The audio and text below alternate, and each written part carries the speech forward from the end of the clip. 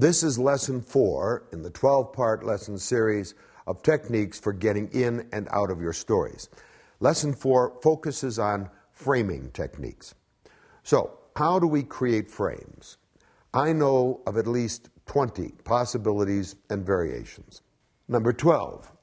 One narrator could introduce us to many other narrators who then tell their fictional stories. In Boccaccio's The Decameron, Prince Galahad acts as a narrator and commentator as he introduces the reader to a number of characters who have escaped from the plague. These characters then gather in the prince's home and tell their stories. In Chaucer's The Canterbury Tales, an innkeeper calls upon various pilgrims to tell their stories.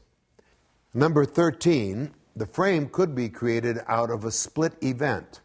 Billy Wilder's Sunset Boulevard and Double Indemnity, and then more recently, Barbet Schroeder's Reversal of Fortune and Alan Ball's American Beauty, all open with their protagonists dead, dying, or in a coma. Then flashback as these comatose characters narrate how they ended up dead, dying, or in a coma. The Illusionist and Slumdog Millionaire both use a split event to open with the protagonist under arrest, then flash back to a telling that circles through the story and finally back to the arrest, but now we know how and why. What began as Once Upon a Time and ended with And They Lived Happily Ever After has permutated into unlimited possibilities of narrators and what they narrate. Number 14, the split event, in fact, is basic to the structure of all crime stories. The crime is committed, the crime is discovered. Here, as an opening frame, is an example from John D. MacDonald's novel Darker Than Amber. On the very first page, the protagonist gives us this observation, quote, "We were about to give up and call it a night when somebody dropped the girl off the bridge. They came to a yelping stop overhead, out of sight, dumped her over the bridge rail, and took off. It was a hot Monday night in June, with moon. It was past midnight and just past the tide change. A billion bugs were vectoring in on us as the wind began to die. It seemed to be a very final way of busting up a romance." Unquote. In this opening frame, the crime is discovered while it's being committed, but we don't see who did it. This technique gives the reader curiosity in two directions. Into the past, how and why did someone throw a girl off a bridge, and into the future, who did it, and how will he be caught and punished. The catch and punishment will become the closing frame and seal off the telling. Number 15. Sir Arthur Conan Doyle, the creator of Sherlock Holmes, often went a step further. He would open with the discovery of the crime, then jump to Sherlock Holmes's brilliant solution to the crime, then sit Holmes down in his study with Dr. Watson and have Holmes explain at length to the bewildered Watson how he solved the crime. Number 16. The framing device of crime stories is so commonplace that we rarely notice it. The splitting of crime stories is simply natural to the genre. The crime is committed, the crime is solved, the criminal escapes, the criminal is punished, the balance of society is upset, the balance is restored. As I have pointed out many times in lecture, crime stories are usually framed by two murders, not one. The murder the criminal commits illegally that opens the story, and the murder society commits legally that closes the story. Quentin Tarantino's Pulp Fiction frames three inner stories starring Bruce Willis, Harvey Keitel, and John Travolta with Samuel Jackson's outer story. The book-ending coffee shop story is, again, a crime split in two and used to frame the film. Number 17. A story frame could be two events that echo or mirror each other in such a way that the first half of the frame sets up the credibility of the second half. The film Far and Away, for example, opens with the protagonist as a boy witnessing his father's death, but then, momentarily, his father comes back to life.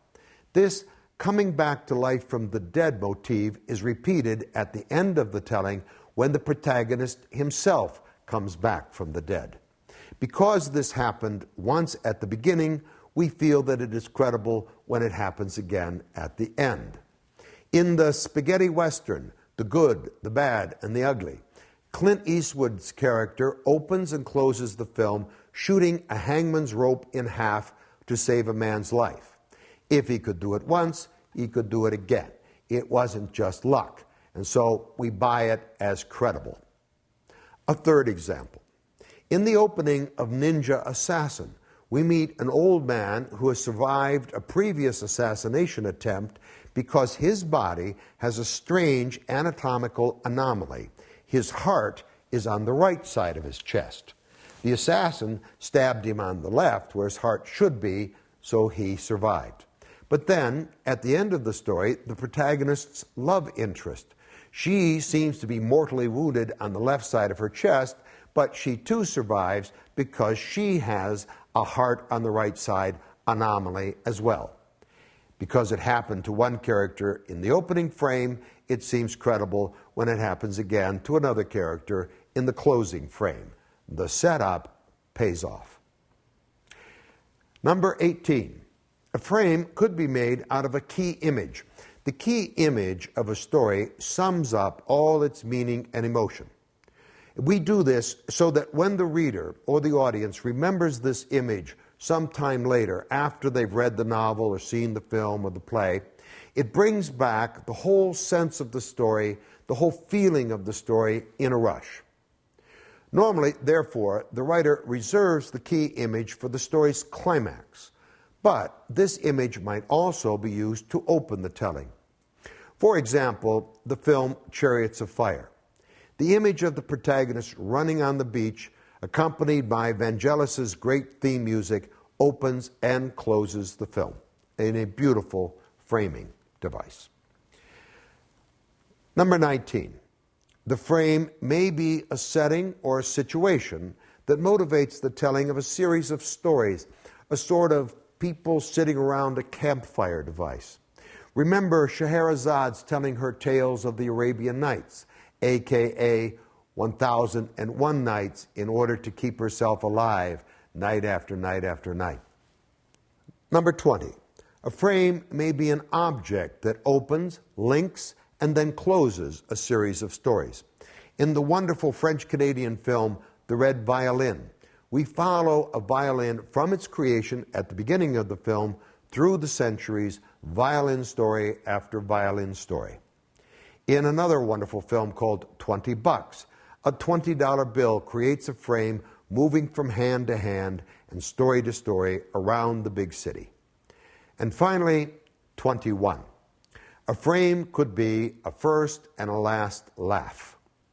The sitcom Arrested Development often opens with previously on Arrested Development and then closes with on the next Arrested Development, and then the scenes they show either never happened previously or did not happen on the next episode.